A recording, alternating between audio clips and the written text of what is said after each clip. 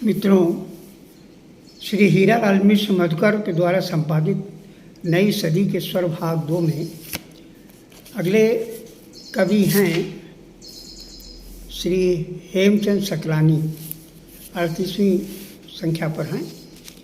इनका जन्म 12 नवंबर 1949 ईस्वी को हुआ और ये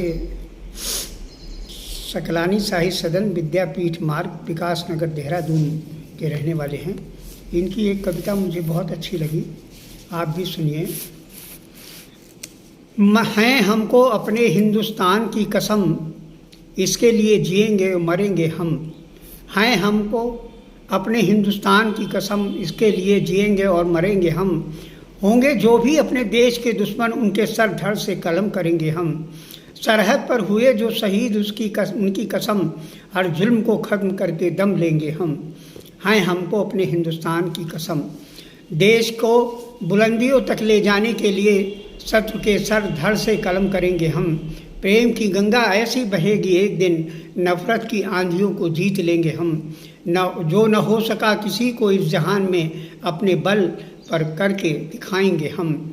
हैं हमको अपने हिंदुस्तान की कसम, सारे धर्मों का हो यहाँ मान सम्मान, देश का वो गुलदस्ता सजाएंगे हम। लहराएंगे गगन में सबसे ऊंचा तिरंगा, इसी कामना में हरदम जिएंगे हम। हैं हमको अपने हिंदुस्तान की कसम। और अंतिम है, अवसाद के दिन रात ढल जाएंगे, रहेगा नहीं किसी को कोई रंजो गम। अब हंसेगी धरा मुस्कुराएगा गगन, अपना एक ऐसा वतन बनाएंगे हम। है हमको अपने हिंदुस्तान की कसम, इसके लिए जिएंगे और मरेंगे हम। और देखिए अगले कवि हैं विजय कुमार राठौर, जिनका जन्म 15 मार्च 1950 ईस्वी को हुआ। ये जिला जांजगीर चांपा छत्तीसगढ़ के निवासी हैं और इनकी एक कविता सजल मैं ले रहा हूँ। सजल मुझे और अच्छी लगी कविता इनकी। मंदिर के भीतर जो बैठा उसको पत्थर मत समझो, मंदिर के भीतर जो बैठा उसको पत्थर मत समझो। जो भटका दे पथ से उसको भीतर का स्वर मत समझो। सबके दो आंखें कान दो और एक मुंह होता है, सबके भीतर एक आत्मा, सब में अंतर मत समझो। प्रश्न हजारों हैं लेकिन सब प्रश्नों के हल होते हैं, हल करते करते उलझा दे उसको उत्तर न मत समझो। सुख में साथ रहे जो हरदम दुख में टाटा कह जाए, उनसे बचकर ही रहना है, उनको प्रियवर मत समझो। जिस घर में नारी हो उसमें स्वर्ग सदा ही बसता है, नारी बिन जो घर हो उसको भी कोई घर मत समझो। जिसके घर में नारी हो उसमें स्वर्ग सदा ही बसता है, नारी बिन जो घर हो उसको भी कोई घर मत समझो।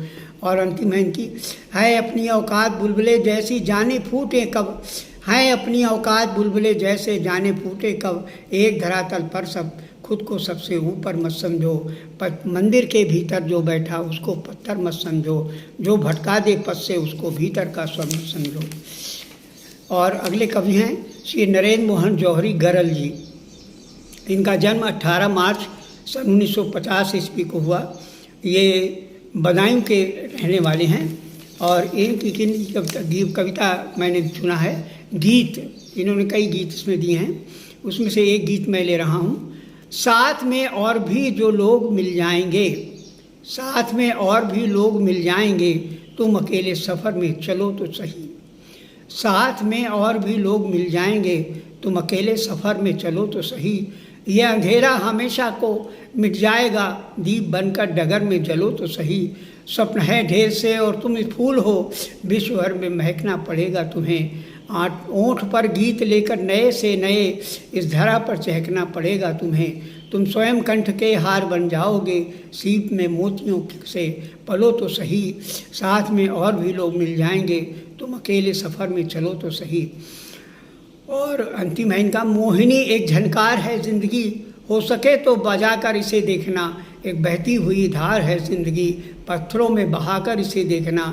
एक गंगा बहेगी बहुत दूर तक, तुम हिमालय के जैसे गलो तो सही।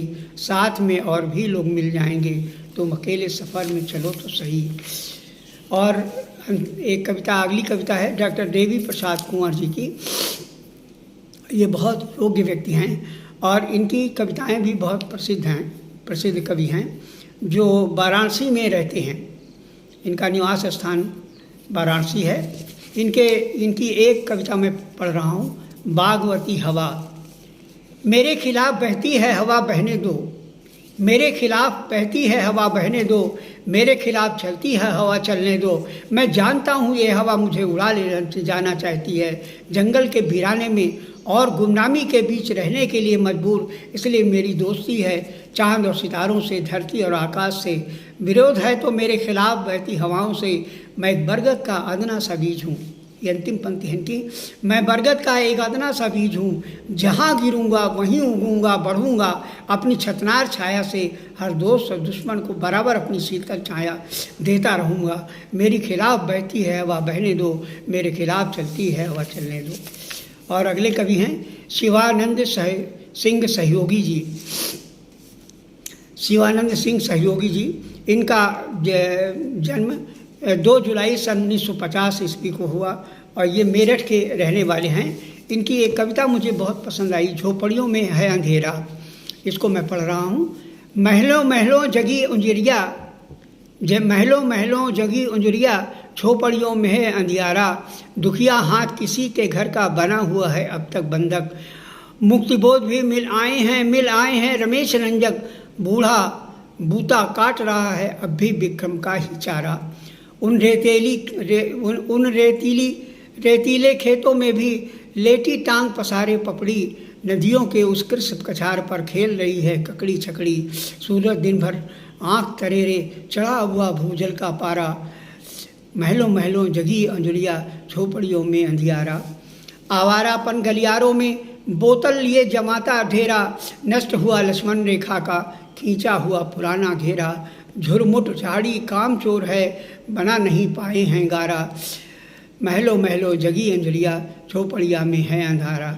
और अंतिम देखिए पंक्ति, बात कहें किससे कमजोरी, सब थैली के चट्टे बट्टे। अन्यायों का राज यहाँ है, सबके हाथों में है कट्टे।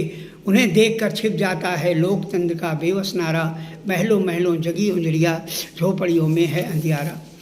और अगले कवि देखिए चंद्रभान सुकुमार। इनका जन्म 1 सितंबर सन 1950 ईस्वी को हुआ। ये वाराणसी के रहने वाले हैं।